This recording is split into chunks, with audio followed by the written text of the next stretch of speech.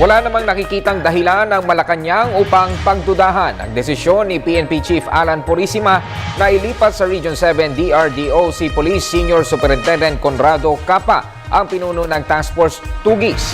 Ayon kay Deputy Presidential Spokesperson Abigail Valte, sinabi ni Purisima na promotion ang naturang paglilipat kay Capa.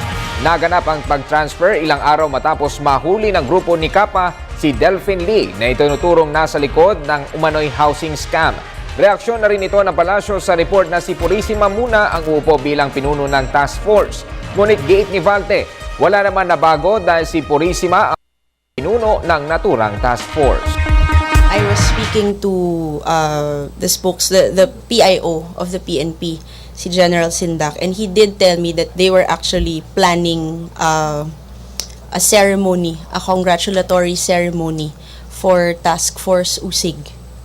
And that it was supposed to be a surprise, but because of recent events that they had to say that yes, something was indeed in the works for his eventual transfer.